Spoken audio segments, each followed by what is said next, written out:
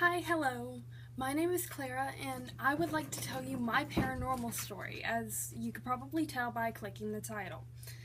Now, we moved into this house that I'm in now back when I was in third grade, which was when I was probably 8 or 9. And, well, I've always had kind of this belief in the paranormal. I didn't know if it was true. I didn't know if it was false. I came from a Christian upbringing, Baptist, Southern Baptist. I was raised in the Bible Belt by a strong Baptist father, and an atheist mother. No, agnostic. And ignore the noises in the background. They're just my cats. There's no ghost in here. But back when I was 8 or 9, we moved into this house, and I remember the very, very first thing that ever happened was when we weren't in the house yet. We would come to the house and work on it and then leave and go back to our old house while it was still up for sale.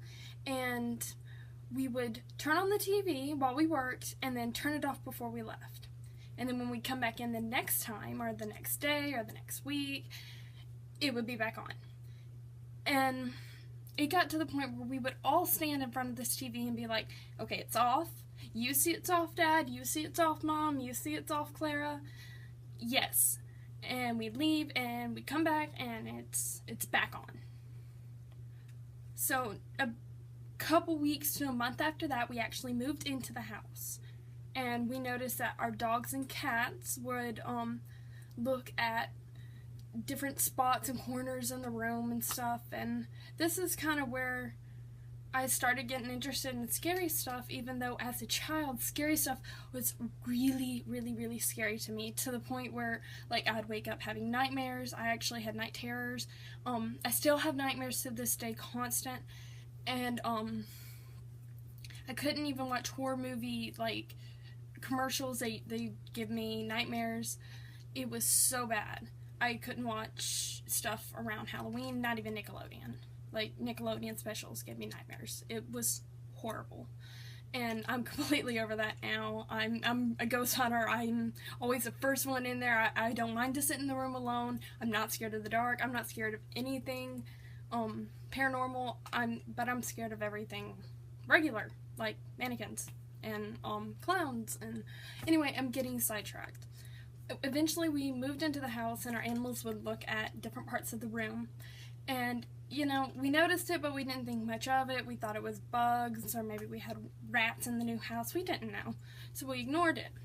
And, not long after that, I would fall asleep in my dad's lap, and he would either leave me on the couch or carry me to my room to go to sleep for the night.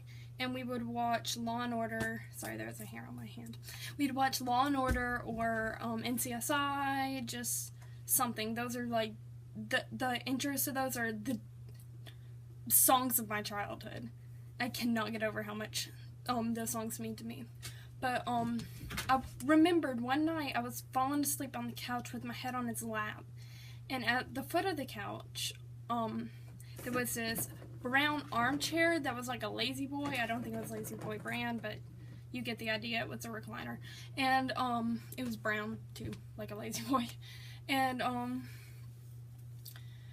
well, I was just trying to go to sleep, fading in and out. I closed my eyes, opened them, and once I opened my eyes, and nobody really believes this story. I don't blame you for not believing this story, but there was this figure that looked like it was in one of those black spandex suits that got really popular. I know, like, I think there's called xenomorph suits. I might be totally wrong. I'm sorry. Correct me if I'm wrong.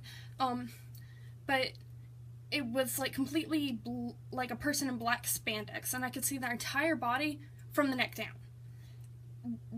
There was no head, and there was no hole for a head. It was just like completely just grown over by skin. I don't know how to describe it. It wasn't concave or anything. I couldn't really see. I was laying down and it was sitting like up an arch, and it had no head, but where its face was, like if you've ever been to Hobby Lobby or made your own mask back in like scout camp or any camp, summer camp, preschool, and they had like the full face mask where it like cut off like right here and it went all the way down, and it had a nose and openings for eyes, but no, like the lips were there but they weren't open, and there were 2 nose holes. That's exactly what it looked like, just floating where a face should be. And all I thought the minute I saw this thing was, please don't look at me, please don't look at me, please don't look at me, please don't look at me. Well, immediately after thinking that, I'm thinking that, it turned its head very, very slowly, like, y'all are it, and it was facing forward, like, watching the TV, like, okay, y'all are the TV.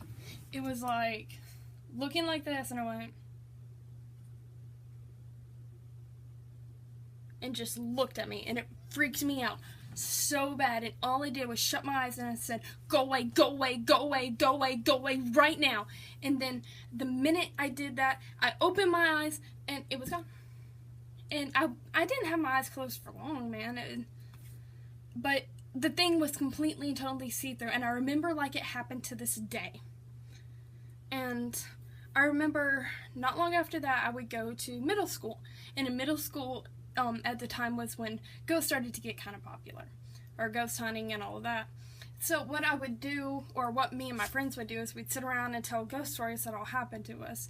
And I won't tell anyone's story. I'm not going to tell anyone's name. I don't keep in contact with anyone, and I don't want to like let anyone out and let's say they have a really awesome job as a nurse or something, and I'm just sitting here on YouTube like talking about them and their old middle school ghost stories.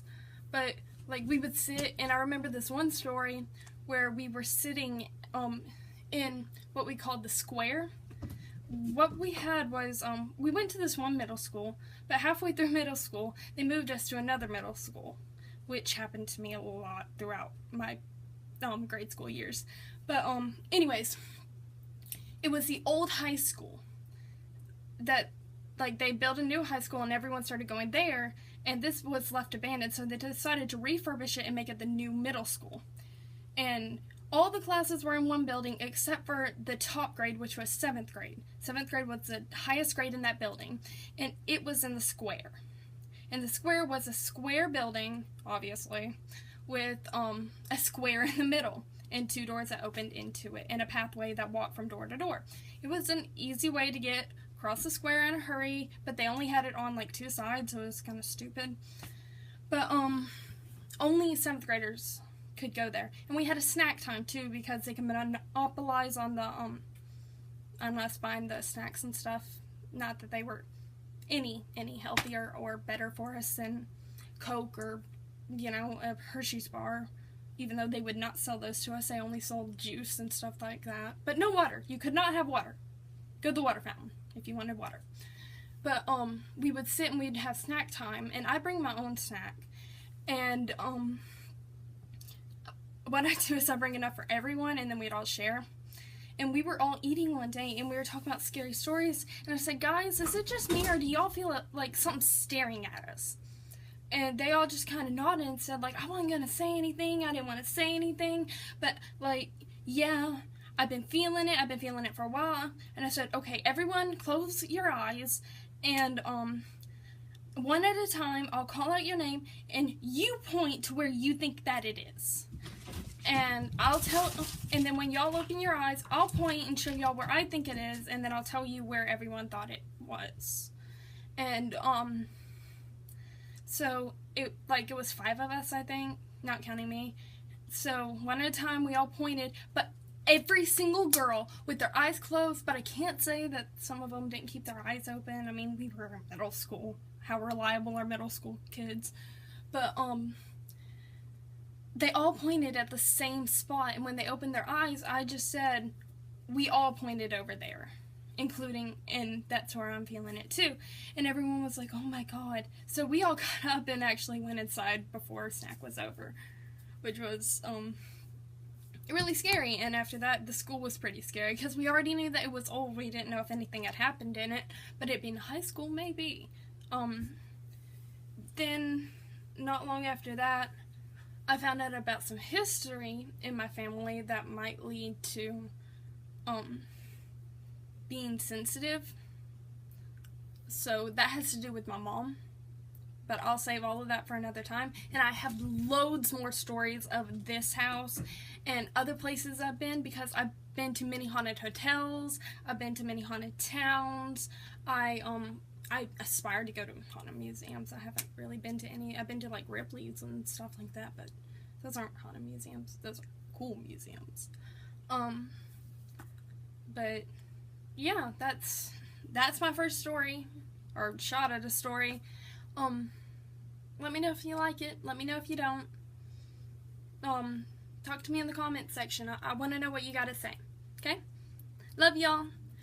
Good night, good morning, good evening, and good whatever day it is.